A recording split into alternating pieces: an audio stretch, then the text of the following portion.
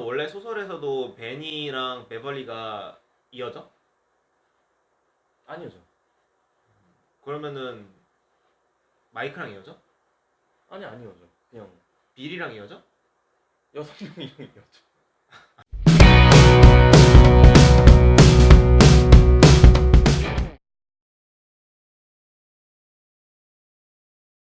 영화 좋아하는 주의입니다. 오늘 저희가 할 영화는요. 스티븐 킹 원작 소설.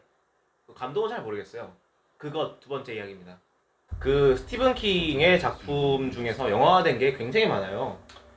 대표적인 게 이제 샤이닝이 있고, 캐리가 있고, 미저리, 미스트, 그리고 it이 있죠. 사실 이 중에서는 TV 영화로도 만들어졌는데 극장 영화로도 각색이 된 게 꽤 있거든요. 캐리 같은 경우에는 리메이크가 됐었고요. 미스트나 그리고 그것 같은 경우에는 TV 영화판. 그렇죠. TV 영화판으로 있었어요. 그것 같은 경우에는 이제 TV 영화판 이름이 피에티에로.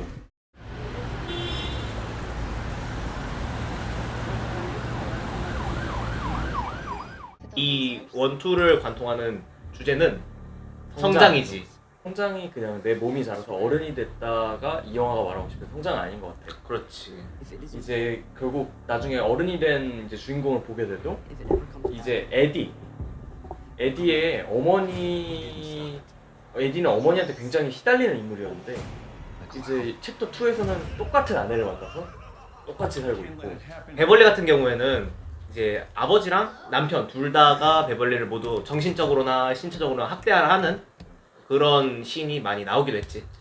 결국 이제 몸은 컸지만 정신은 그대로였던 주인공들이 다시 이제 이 영화 과정을 통해서 성장하는 것이 이 영화를 관통하는 주제인 것 같다는 그렇지. 생각을 했어. 그 성장을 한다는 주제를 관통하는 요소는 페니와이즈다.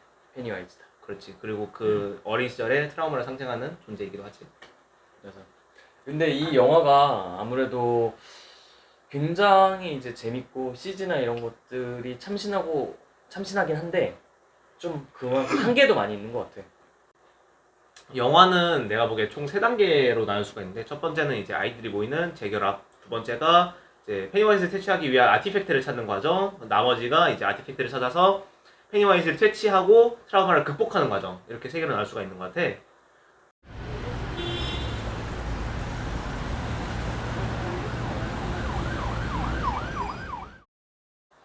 애들이 트라우마를 가지고 있었고 그 트라우마의 근원이 페니와이즈라는 걸 인식하지 못하고 있었기 때문에 그 트라우마의 근원을 찾아가는 자연스러운 호기심이 있었다라고 난 생각을 하거든. 근데 그럼에도 약간 불구하고 2시간 40분이 넘는 러닝타임 동안 이 재결합을 너무 좀 가볍게 비중을 다룬 것이 아닌가 하는 건 좀 있는 것 같아. 근데 재결합의 비중이 낮은 것은 내가 보기엔 뒤에 아티팩트를 찾는 과정이 너무나도 길어져서였던 것 같아. 이게 영화가 원래 4시간이었는데 2시간 40분으로 줄다 보니까 그렇지. 감독이 이제 4시간짜리 그림을 그려놨는데 이제 거기 현실적인 문제, 아무래도 4시간짜리 영화는 힘드니까 현실적인 문제로 막 자르다 보니까 좀 가끔씩 어색한 부분이 있을 수밖에 없는 것 같아. 근데 이제 4시간이 되는데 가장 중요한 역할을 한 거는 이제 아무래도 아티팩트를 찾는 과정이지. 그렇지. 아티팩트를 찾는 게 애들이 각각의 아티팩트를 찾는 과정이 다 나온다고. 너무 길어지고 너무 병렬적이고 너무 똑같은 과정이야. 사람들은 이거를 보면서 지루하게 느낄 수밖에 없어. 그치. 그리고 그리고 구조도 다 똑같은 게 한 명이 과거 회상을 해. 그리고 그 과거 회상 장소로 가서 다시 또 페니와이즈를 만나서 어떻게 도망쳐 나와. 극복을 하고 자기 아티팩트를 가져 나오고. 6명이 다 똑같이 이렇게 가니까 이제 보는 사람들은 좀 너무 지루하고 단조롭지 않나 이런 생각을 할 수밖에 없는 거지, 실은. 그리고 공포 영화의 문법에서도 이건 너무 클리셰인데 모두가 다 따로따로 흩어져서 행동한다는 거는 죽거나 무슨 일이 생기거나 혹은 공포 요소를 보여주거나 이거를 가장 직설적으로 보여주는 문법이거든. 그치. 근데 관객들은 이제 더 이상 속지 않는다고. 이거에 대해서 피로감을 느끼고 있고 짜증을 느끼고 있어. 나도 솔직히 말해서 그랬고. 애들이 다 터진다고 했을 때 또 흩어져? 왜? 또? 이런 생각했단 말이야. 그렇게 해서 각자 아티팩트를 다 모으고 이제 그 아티팩트를 가지고 이제 지하 우물로 가잖아. 그렇지. 우물로 가서 이제 푸드 의식을 진행하려고 하는데 이제 거기서 페니와이즈와의 최종 결전 있지. 최종 결전이 있은 다음에 이제 각자 자기의 거를 태워버리고 이제 페니와이즈를 퇴치하고 성장하는 건데 결말이 좀 허무했던 것 같아. 나는 좀 다르게 생각을 하는데 내가 계속 견지하는 관점은 페니와이즈가 아이들의 어릴 적에 트라우마였잖아. 그치.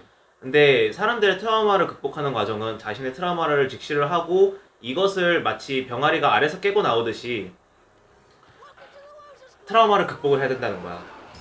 그런데 이제 페니와이즈의 이름을 부르는 것으로 하여금 결국 트라우마를 직시를 하게 되고 자신의 트라우마가 별것이 아니다라는 걸 인식을 하게 되는 과정이라는 거지. 이것은 내가 보기에는 감독의 각색이 있었다고 봐.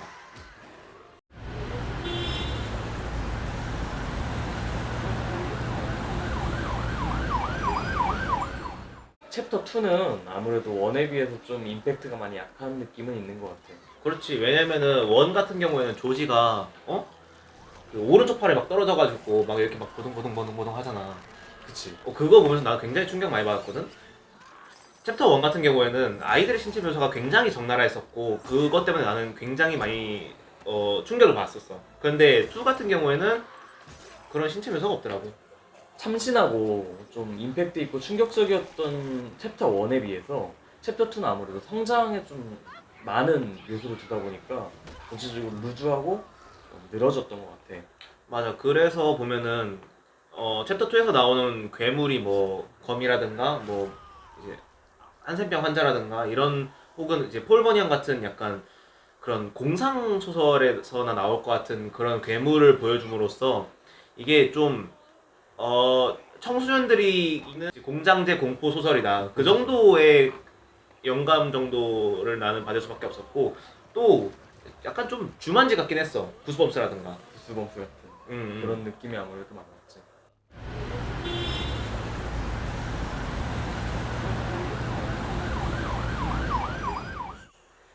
이 영화를 이제 말할 때는 시리즈물로서의 영화의 가치에 대해서 꼭 얘기해야 될 것 같아. 음. 시리즈물이라 하면 이제 원이 이제 굉장히 흥행을 한 경우에 보통 이제 그 속편을 제작하는데 이건 아예 처음부터 2편으로 기획됐던 거야. 그렇지. 맞아. 소설을 이제 두 편으로 이제 기획해서 나눴던 건데 이제 시리즈물이라 하면 보통 원에서는 그 참신한 소재를 가지고 보통 흥행을 하지만 2에서는 참신하지 않으니까 소재가 맞아. 보통 2부터 3부터 망하는 경우가 많단 말이야. 원래 영화라는 게 시리즈물도 그렇고 각 영화도 그렇지만 시리즈물에서도 기승전결이 있어야 되고 각 영화에서도 기승전결이 있어야 되잖아. 그런데 내가 보기에 이 영화는 둘 다 잡으려고 했다가 실패했다. 챕터 2의 기승전결을 잡으려고 하다 보니까 챕터 1에서 나왔던 장면이라든가 아니면 과거 해상씬이 너무 많이 들어왔어. 챕터 1을 보지 않으면은 챕터 2를 이해할 수가 없는 장면들이 꽤 많단 말이야. 그러니까 예를 들어가지고 네뷸라이저 챕터 2가 긴 거하고는 별개의 문제로 네뷸라이저라든가 아니면은 그 중수도랑 하수도가 모이는 그 연못 맞아. 호수 그 똥물신도 그렇고 해가지고 여러 장면들을 솔직히 말해가지고 나는 챕터 2를 먼저 봤기 때문에 이해를 할 수가 없더라고. 챕터 1을 본 다음에 나는 이해를 했어. 그리고 에디의 환상에서 한센병 환자가 나오는 것도 나는 이해를 못했었는데 챕터 1을 보니까 조금이나마 이해가 가더라고. 그러니까 이게 챕터 1이 너무 흥행을 했다 보니까 챕터 1을 본 사람들 너네 다 와서 봐 이런 느낌인데 그렇게 너무 시리즈물로서의 초점 맞추다 보니까 챕터 2에서 그러니까 자체 영화로서의 좀 가치는 많이 떨어진 것 같아.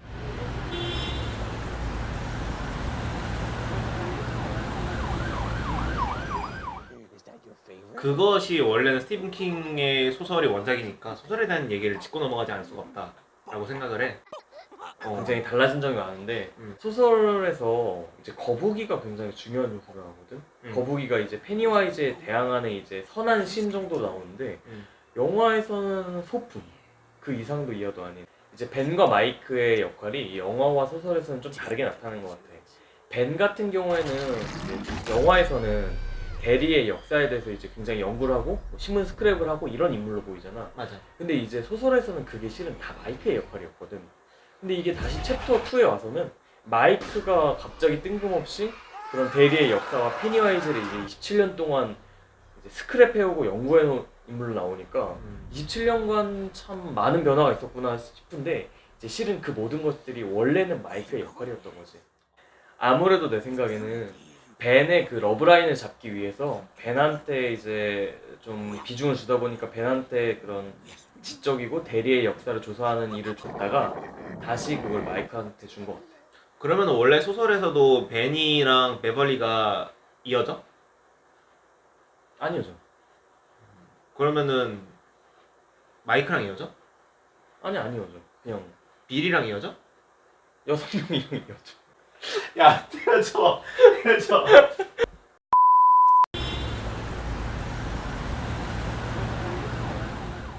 이 영화에서 호러 요소도 좀 얘기해보면 좋을 것 같아. 사람을 놀래키고 무섭게 하는 요소들.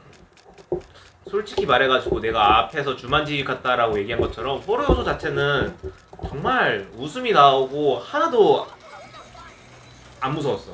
그런 무섭지 않은 요소하고는 반대로 공포 분위기를 조성하는 거는 나쁘지 않다라고 생각을 했어. 왜냐면은 내가 여기서 분명히 혹은 여기 바로 다음 씬에 공포 요소가 나올 것 같은데 언제 나올지를 난 잘 모르겠더라고. 영화 끝까지 계속 놀랐어 나는.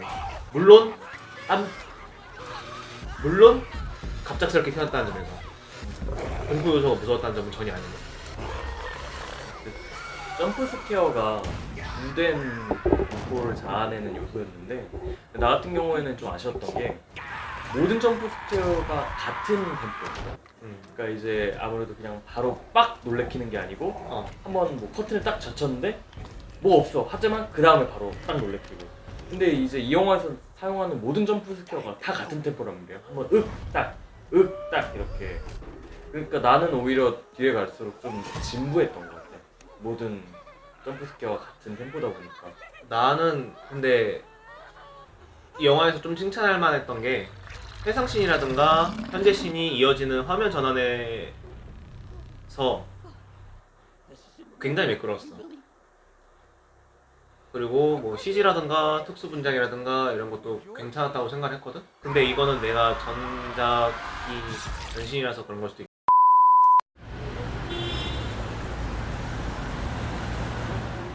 나는 이제 원작을 알아야만 더 재밌게 볼 수 있는 영화. 원작을 읽은 사람들만의 영화. 나는 이 시리즈는 그리고 그것 챕터 2는 굉장히 아름다운 성장 영화다.